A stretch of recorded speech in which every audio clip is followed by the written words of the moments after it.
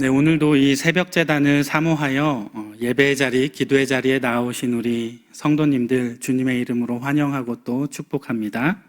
네, 저희가 오늘 읽은 말씀은 너무나도 우리에게 익숙하고 잘 알려진 본문입니다. 그래서 오늘 말씀을 준비하면서 어떠한 주제로 메시지를 선포해야 할까 참 많이 고민했습니다.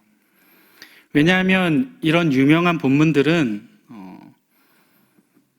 우리 그리스도인들에게 잘 알려지고 익숙할 수밖에 없는 이유가 있기 때문이죠. 그게 뭐냐면 수많은 설교가들이 이 본문을 연구하고 고민한 끝에 수없이 다양한 강단에서 굉장히 많이 그만큼 여러 번 선포되어진 말씀이기 때문입니다. 해 아래 새 것이 없다는 전도서 1장의 말씀처럼 이미 수많은 선배 설교가들이 저보다 훨씬 훌륭하고 영성이 깊은 훌륭한 분들이 이미 쏟아놓은 주옥과 같은 그 설교, 메시지 틈바구니 속에서 무엇을 주제로 제가 어떻게 설교해야 잘했다 하고 소문이 날까 그렇게 고민을 하며 몇 날 며칠을 하나님께 구했습니다. 그런데 그러다가 문득 하나님이 저에게 주신 깨달음이 있었습니다. 그것은 바로 제가 어떤 메시지를 전할 것인가를 고민하는 게 아니라 하나님께서 뭐라고 말씀하시는지 그것을 듣고 그대로 가감하지 않고 전달해야 한다라는 그러한 사실이었습니다. 설교학의 대가이신 김은용 교수님께서는 설교를 이렇게 표현하십니다. 성언운반. 즉 하나님의 거룩한 말씀을 더하거나 빼지 않고 고스란히 그대로 운반하는 작업을 설교 작업이라고 이야기합니다. 이를 바꿔 말하면 제가 지금 이 자리에 서 있는 이유는 저의 이야기를 하려는 것도 아니고 제가 무언가 주고 싶은 메시지를 던져주려는 것도 아니고 주님의 말씀을 이 자리에서 운반하기 위해 제가 지금 여기 서 있다는 사실입니다. 오늘 설교가 어찌 보면 특별할 것 없는 평범한 설교처럼 그렇게 들릴지도 모르지만 그 가운데 하나님의 뜻과 계획을 발견하시고 하나님 기뻐하시는 거룩한 백성으로서 바로 세워지시기를 바랍니다. 사랑하는 여러분, 이 시간 저를 통해서 제 소리 말고 주님의 음성을 들으시기를 바랍니다. 그리고 그분의 음성에 화답하며 믿음의 백성으로서 굳게 세워지는 귀한 축복의 시간이 되기를 오늘도 지금도 우리 주님은 원하고 계십니다.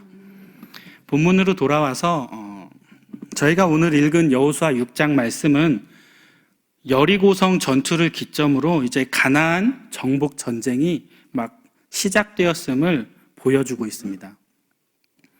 우리는 이러한 여리고성의 전투를 통해서 거룩한 전쟁이란 무엇인지, 그리고 또 우리가 살아가는 이 땅 가운데 우리가 영적인 전쟁을 계속해서 치르고 있는데 우리가 이 영적 전쟁에서 승리할 수 있는 비결은 무엇인지 우리 함께 말씀을 통해 살펴보기 원합니다. 우리 먼저 1절 말씀 보면은 이 여리고성의 상황이 어떠한지를 아주 잘 표현해주고 있습니다. 우리 함께 읽어볼게요. 시작. 이스라엘 자손들로 말미암아 여리고는 굳게 닫혔고 출입하는 자가 없더라. 아멘. 본문 말씀 보면 이스라엘 백성들이 다가오는 것을 본 여리고 주민들은 성문을 굳게 닫아 버립니다. 그리고 더 이상 출입하는 자가 없었다라고 오늘 성경은 기록하고 있습니다. 왜 여리고성 문을 꼭 닫아놓고 아무도 출입하지 않았을까요? 이것은 여리고성 사람들이 이스라엘 백성에 대한 소문을 듣고 두려워서, 그래서 문을 꽉 걸어 잠근 걸 수도 있지만 그렇지 않을 수도 있습니다. 사실 여리고성 사람들이 이스라엘 백성들을 대항해서 싸울 만반의 준비를 갖추고 있었음을 이 성문을 꼭 닫는 것으로 표현해주고 있습니다. 고고학적 발굴에 의하면 여리고성은 아주 가파른 경사지대 위에 이렇게 위치해 있을 뿐만 아니라 이 적들의 침입을 대비해서 이 성 밖으로 높이 3m, 4m나 되는 석조 장애물들을 설치해 놨습니다. 그리고 또 이 성벽이 내벽과 외벽으로 이중구조로 되어 있는데, 외벽은 내벽에 대해서 약 35도 정도 이렇게 기울어져 있어서 누군가가 막 비탈길을 힘들게 올라와서 성벽 위로 넘어오기란 거의 불가능한, 누군가 방해하지 않고 그냥 손 놓고 넋 놓고 있어야 헉헉대며 힘들게 넘어올 만한 그러한 지리적 요건을 갖추고 있었다는 것입니다. 성을 무너뜨리거나 이 기어오르기 위해 접근이 불가능했던, 한마디로 철옹성이라고 할 수 있는 요새가 바로 여리고 성읍이었습니다. 그렇기 때문에 이 여리고 성이 이미 굳게 닫혔다라고 하는 것은 이미 싸울 만반의 태세를 갖추고 있었다라는 것을 의미하는 것이죠. 그런데 우리가 여기에서 눈여겨보아야 할 것들이 있습니다. 이 여리고성이 이처럼 적의 공격을 무력화시킬 수 있는 아주 좋은 입지와 좋은 조건, 좋은 도구, 성벽들을 가지고 있었는데, 아무리 좋은 것들을 많이 갖추고 있었을지라도 정작 하나님께서 작정하신 그 심판과 그들의 멸망을 그들은 피하지 못했다라는 것입니다. 즉, 인간적인 노력이나 조건들은 하나님의 심판을 결코 피할 수 없다는 사실입니다. 그렇다면 우리가 어떻게 해야 이 하나님의 심판으로부터 구원을 받을 수 있을까요? 그 유일한 조건은 우리가 아주 잘 알다시피 오직 우리의 죄를 대속하기 위해서 십자가에 못 박히신, 그리고 3일 만에 부활하신 그 예수님을 우리가 굳게 믿어야 하는 그 믿음뿐이라는 것을 우리는 기억해야 합니다. 우리가 이 땅 살아가면서 정말 우리의 생각을 뛰어넘는, 우리가 결코 할 수 없다라고 여겨지는 철옹성과 같은 그 장애물이 우리 앞을 가로막을 때 우리는 예수 그리스도를 바라보는 그 믿음으로 그 장애물을 넘어서야 합니다. 우리의 인간적인 조건들에 연연할 때마다, 안 되는 이유를 찾을 때마다 우리는 결국 흔들리게 되고, 그리고 넘어지게 되고, 정작 심판을 면하기 위한 구원의 필수 조건인 우리 예수 그리스도를 향한 그 믿음이 흔들릴 수밖에 없게 된다는 것입니다. 사랑하는 여러분, 이스라엘 백성들이 전쟁에서 승리했던 그 비결은 바로 거룩함을 잃지 않고 하나님께 온전히 순종했다라는 데에서 그 힘을 얻을 수 있습니다. 우리의 영적인 전쟁의 승패 역시도 병거나 마병, 무기에 달린 것이 아니라 오직 하나님께 달려 있음을 우리는 잊지 말아야 합니다. 사랑하는 여러분, 오직 하나님의 아들 예수 그리스도를 믿는 그 믿음 안에 세상의 모든 인간적인 조건들을, 그 세상의 모든 여러 장벽들 앞에 초연할 줄 아는 믿음의 군사들이 다 되시기를 주님은 원하고 계십니다. 계속해서 우리가 3절에서 5절까지 말씀을 보면, 하나님께서는 여리고성을 정복하기 위해 이스라엘 백성들이 취해야 할 행동 지침을 알려주고 있습니다. 그 내용은 엿새 동안에 매일 한 번씩, 한 바퀴씩 성을 돌아야 했습니다. 그리고 제7일째 되는 날에 성을 7번 돌며 이 제사장들이 양각 나팔을 불 때 백성들이 일체히 다 함께 큰 소리로 외쳐야 한다는 것이었습니다. 본문 속에서 하나님께서는 전투를 위한 대형이나 작전 또는 칼이나 창 등의 사용법을 말씀하지 않으시고 단지 성 주위를 돌며 하나님 말씀에 순종하기를 요구하고 계십니다. 약속의 땅 가나안에 들어가기 위해서 첫 번째로 공략해야 할 이 성, 가장 강력한 성읍이기도 했던 이 여리고성을 정복하는 이 과정, 이 첫 스타트, 약속의 땅에 들어가는 첫 전쟁, 이것을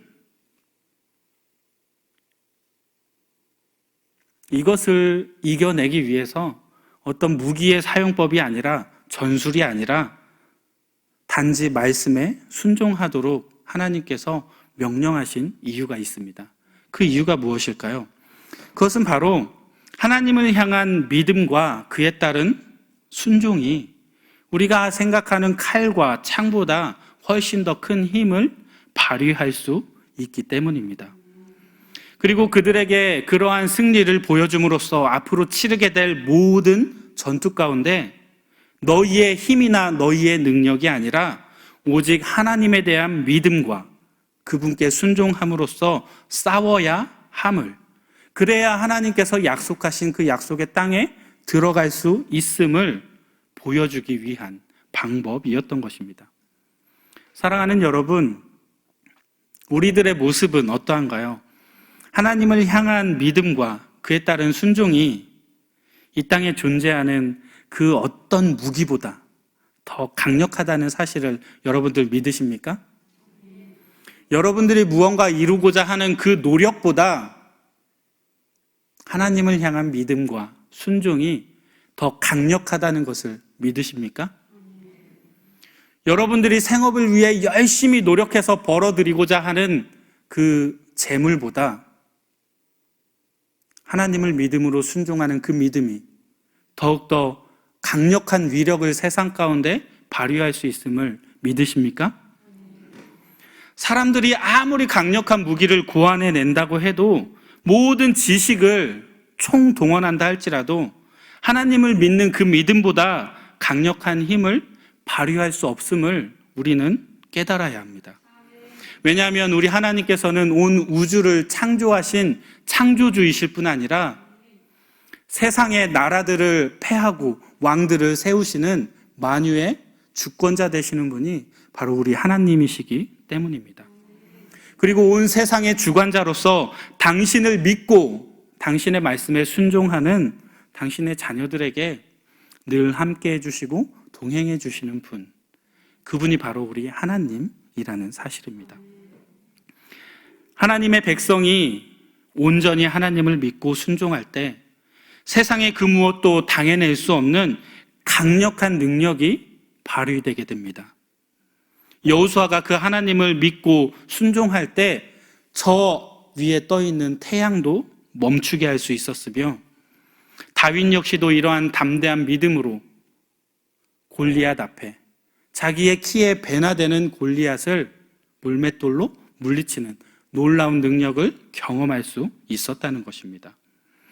이를 통해 우리가 깨닫게 되는 영적인 진리는 하나님에 대한 온전한 믿음으로 지속적인 순종이 이어질 때 언제나 우리는 영적 전쟁 가운데 늘 승리하게 된다는 사실입니다. 사랑하는 여러분, 결코 세상 권세와 능력에 소망을 두지 마시기 바랍니다. 우리가 세상을 의지할 때 우리는 반드시 실패하고 실망하고 넘어질 수밖에 없습니다.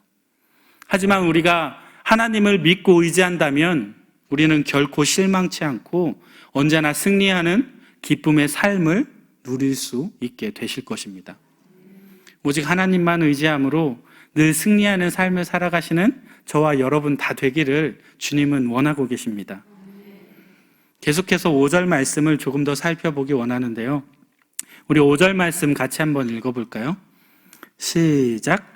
제사장들이 양각 나팔을 길게 불어 그 나팔 소리가 너희에게 들릴 때에는 백성은 다 큰 소리로 외쳐 부를 것이라. 그리하면 그 성벽이 무너져 내리리니 백성은 각기 앞으로 올라갈지니라 하시매. 아멘.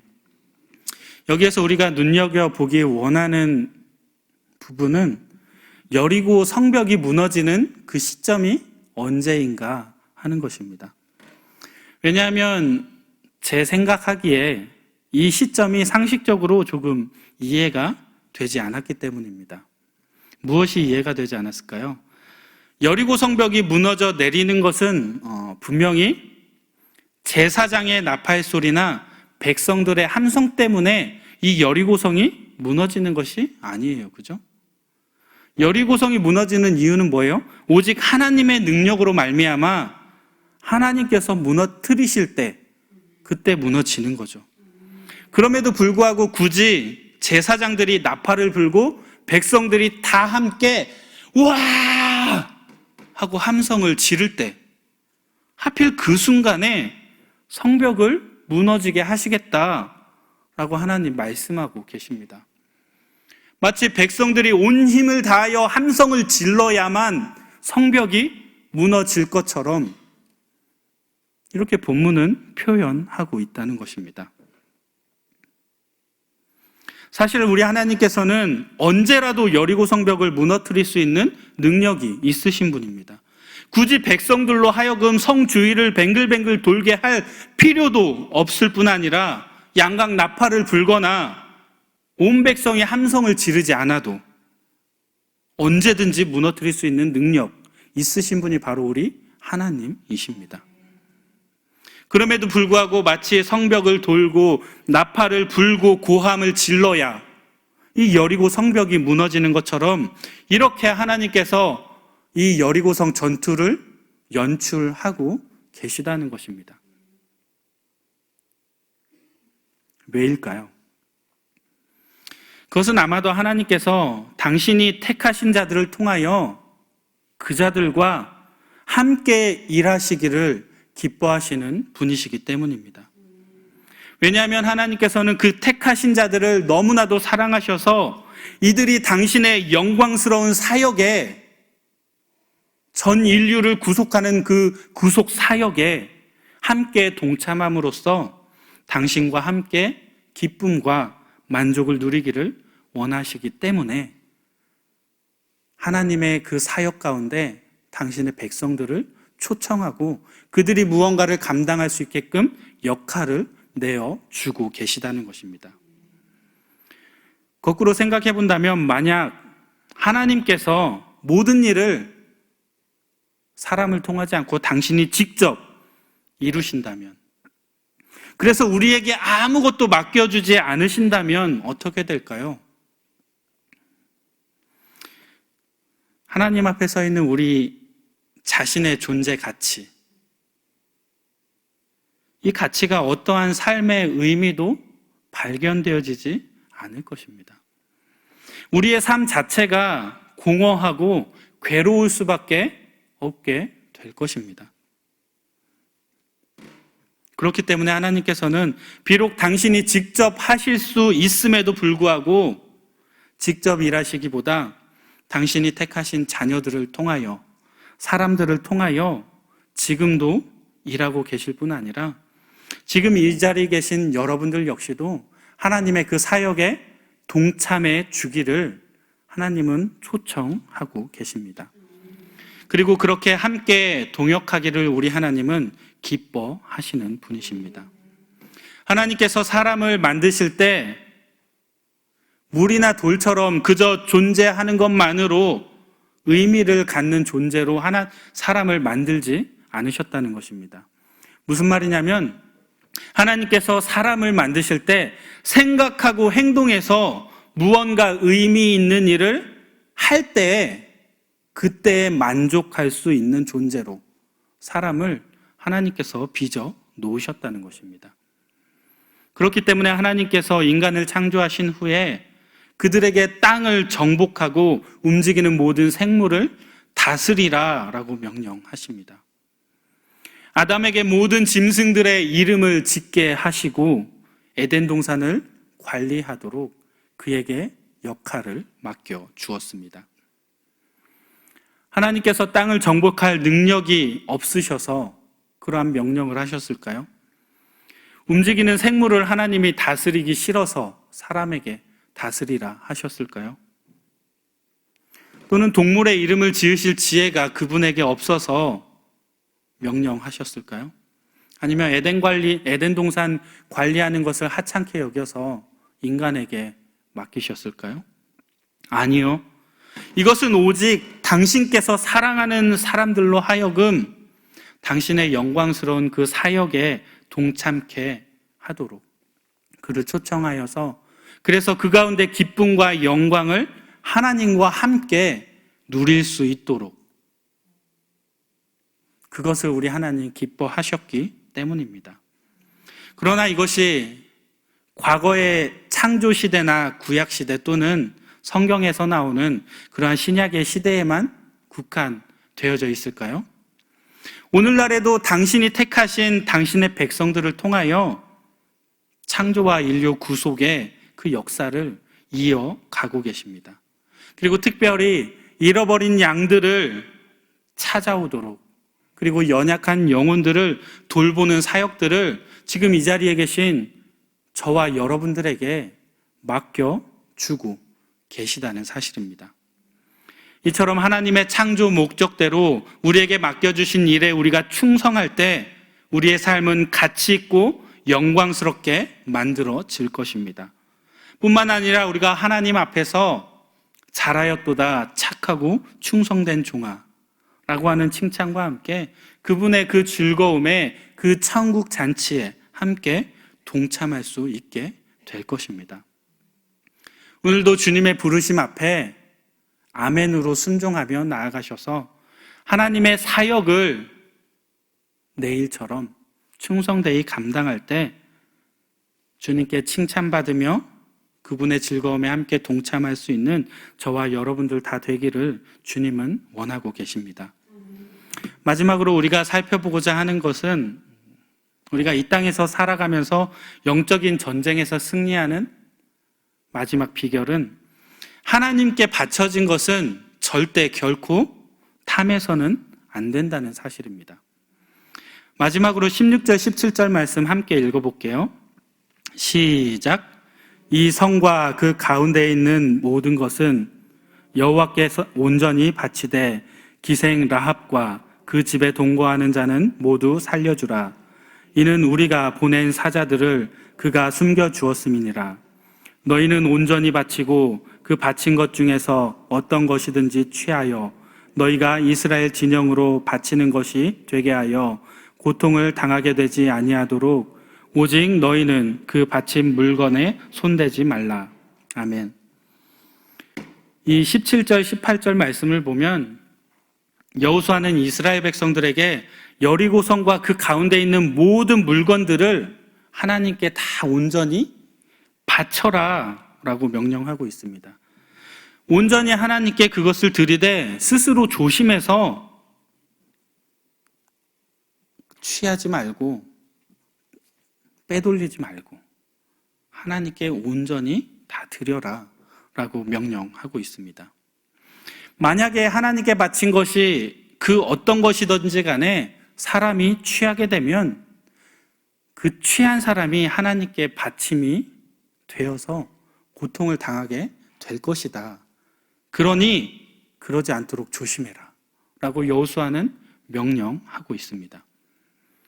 이 명령대로라면 이스라엘은 여리고성과 그 안에 있는 모든 것을 하나님께 바치되 그 안에 사람들은 철저하게, 사람과 동물과 가축들은 다 진멸해야 하며 물건들은 온전히 하나님께 다 드려야 했다는 것입니다. 만일 이스라엘 백성들이 그러지 않고 욕심에 치우쳐서 사람이나 물건을 취하게 될 때 그것은 곧 취한 그 이스라엘 백성이 하나님께 바침이 된다는 것입니다. 이 바침이 된다라고 하는 것은 하나님께 드려진다라는 봉헌의 의미도 있지만 하렘이라고 하는데, 헤렘이라고 하는데 진멸된다라는 의미가 담겨 있습니다. 진멸하는 것은 부정한 것을 싸그리 멸해서 하나님께 올려 드리는 것이에요. 여기서 이 바쳐진다는 의미, 그래서 무언가를 빼돌려서 부정하게 되었을 때 그 진멸의 대상이 그것을 빼돌린 사람에게 옮겨가서 그 사람이 부정하게 돼서 그 사람 역시 하나님 앞에 진멸될 수밖에 없다라는 의미입니다. 이러한 여호수아의 경고는 아간의 범죄로 인해서 현실화되었고 이어진 아이성 전투에서 이스라엘 백성들은 패하는 결과를 낳게 됩니다. 뒤늦게 사실을 깨닫고 그가 취했던 그 물건을 멸하지 않았다면 어쩌면 이스라엘은 완전히 진멸하게 되었을 것입니다. 이러한 이스라엘 백성들의 모습을 통해 우리는 그것이 무엇이 되었던지 간에 하나님께 드려진 것을 탐하는 자는 결코 영적 전쟁에서 승리할 수 없다는 것을 깨달을 수 있게 됩니다. 오늘날 많은 그리스도인들 중에 아무런 두려움 없이 하나님께 바쳐진 것을 탐하는 사람들이 있습니다. 직관적으로 우리가 잘 알듯이 우리가 벌어들이는 소득의 10분의 1은 저희 것이 아니라 이미 하나님의 것으로 정해진 거예요. 작정 헌금, 내가 하나님께 드리겠습니다. 헌금뿐 아니라 내가 하나님 앞에 시간을 드리겠습니다. 내가 하나님 앞에 무언가를 하겠습니다. 서원했다면, 다짐했다면 하나님 그거 반드시 찾으신다는 것입니다. 내가 하나님께 드리고자 해놓고서 나의 안위를 위해서 또는 나의 평안을 위해서, 나의 쉼을 위해서 그것을 하나님께 드리지 않는다면 하나님께 드려진 것을 내가 빼돌리는 아간의 범죄와 같은 짓을 저지르게 된다는 것입니다. 특별히 시간에 있어서 우리가 보내야 하는 일주일 가운데 주일은 하나님 앞에 드려진 시간입니다. 그렇기 때문에 우리는 주일을 거룩하게 성수해야 합니다. 주일을 거룩하게 보내지 않는 건 역시 하나님께 드려질 것을 내가 임의대로 착복해서 빼돌리는 것과 다를 바 없음을 우리는 깨달아야 합니다. 성경은 이러한 것을 하나님의 것을 도둑질하는 것이라 표현합니다. 사랑하는 성도 여러분, 우리는 하나님께 바쳐진 것을 결코 탐내지 말아야 합니다. 헌금을 떼먹는다거나 주일 성수를 하지 않는 것, 하나님께 서원하고 그것을 지키지 않는 것, 이것은 하나님께 바쳐진 것을 탐하는, 그래서 내가 그것을 취하는 행위라고 할 수 있습니다.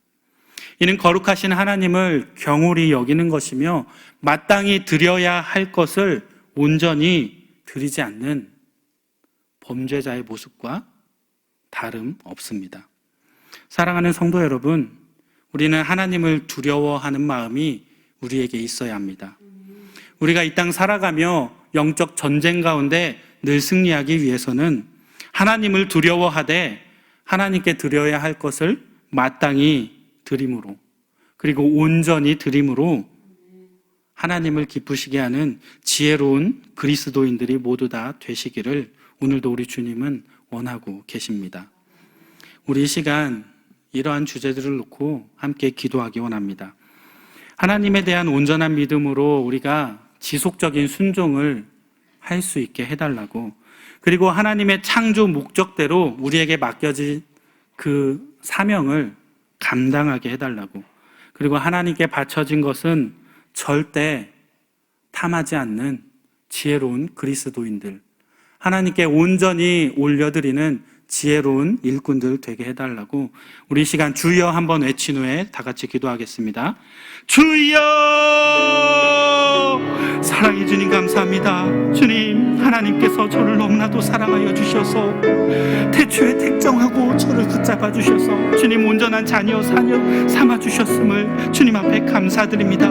주님, 내가 주님을 믿고자 하여 믿는 것이 아니라 주님이 나에게 은혜 베풀어 주님을 믿을 수 있게 하심에 주님 언제나 주님께 감사와 영광으로 나아가기 원합니다. 주님, 그 믿음이 흔들리지 않게 하여 주시고 굳건히 주님을 붙잡고 지속적인 순종의 길을 나아갈 수 있는 주님의 귀한 자녀로, 백성으로 이 땅 살아가게 하여 주옵소서.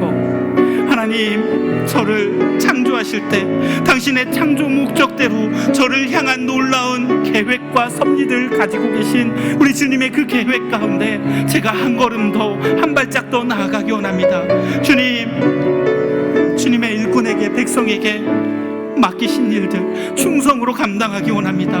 주님, 부족한 이 영혼 주님 앞에 충성으로 순종으로 나아가게 하여 주옵소서. 하나님 나에게 너무나 많은 것들 주셨습니다. 주님께서 주신 그것들 내 것이라 여기지 않고 하나님께서 주신 것임을 다시 한번 깨닫게 하여 주시고, 나에게 주신 그 많은 것들 내가 누리며 살아가되 하나님께 마땅히 드려야 할 것들 온전히 주님께 바칠 수 있는 지혜로운 그리스도인 되게 하여 주옵소서. 하나님의 것을 탐함으로 하나님을 경홀히 여기지 않게 하여 주시고, 하나님께 서원한 것이 있다면 생각나게 하여 주셔서 그 서원을 하나님 앞에 갚아낼 수 있는 믿음의 신실한 그리스도인 되게 하여 주옵소서. 주님, 우리 삶 가운데 찾아와 주시고 만나 주셔서